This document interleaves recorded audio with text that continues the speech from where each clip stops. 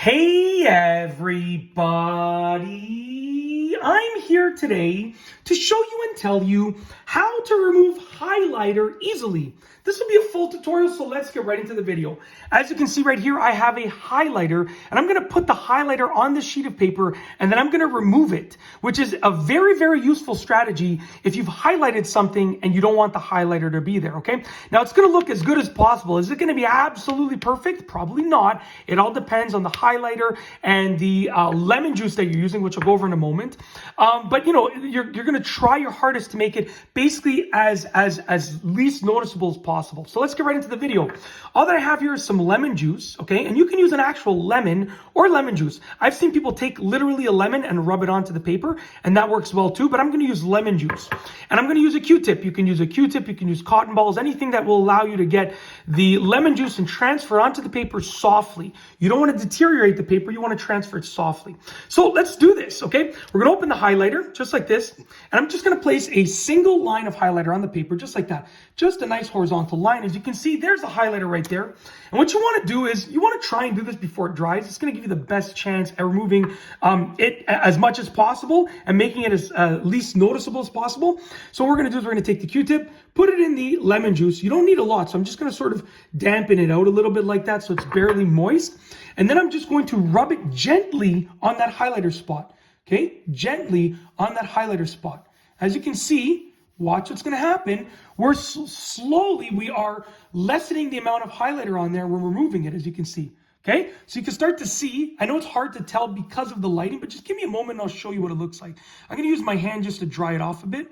Okay, but as you can see right here, you can see the highlighter is removed, and as it dries, you want to make sure you let it dry. So make sure you obviously let the paper dry, and as it dries, it's going to start to dry out and be basically barely noticeable at all. Now, the one thing that I did wrong there was I wet this too much. So I'll do it again. I'll show you again how we can do it and make it less aggressive. So I'm going to put a little highlighter spot like that. Okay, very simple. I'm going to get the other side of the Q-tip. We're going to just dip it barely in the lemon juice at all. So just barely in it at all. I'm going to dry it out like that. So really, I'm making sure that this is barely wet at all compared to the other side. I'm going to lightly rub on that highlighter spot. Just like I did earlier, we're going to lightly rub on it. And what happens is the lemon juice starts to eat away at the highlighter mark, as you can see right there.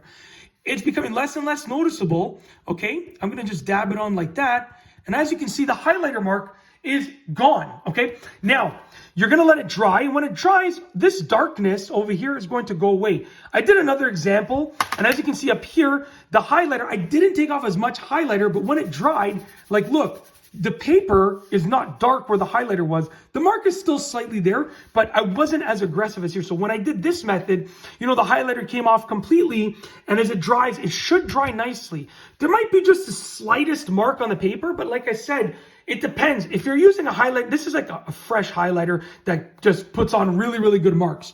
If you're using a highlighter that isn't as thick, that isn't as fresh, you're probably going to get a better effect because it's going to be less, the highlighter will be less on the paper to begin with.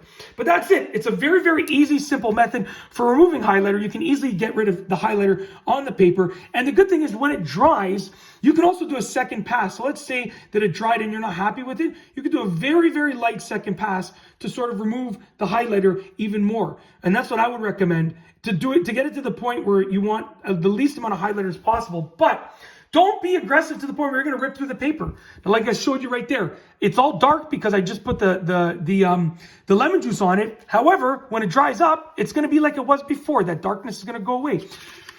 You can already start to see the darkness is starting to fade and it's starting to just dry up. But you got to let it dry. Definitely let it dry. You know, maybe separate the paper so that it gets as much air on both sides, and it will definitely work, okay? Like I said, is it going to be absolutely perfect? Probably not. It probably won't be perfect, but you're going to do as good of a job as possible at actually removing it. And the more gentle you can be, the easier it's going to be to remove that highlighter mark without removing as much of the actual paper material. Like I said, as you can see, I'm dabbing it on. This is a different method.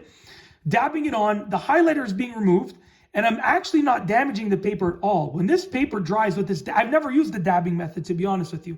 But when this paper dries, it's going to be way less damage than this paper. So you know what? Hopefully you stayed tuned to the end of the video because you just saw the better method. There you go. That's a reward for watching the whole video in its entirety. Now you saw the better method, but honestly, either of the methods will work. That's it. If you like this video, please be sure to give it a thumbs up. Let me know what you think down below as a comment. And of course, be sure to subscribe for more great videos just like this one.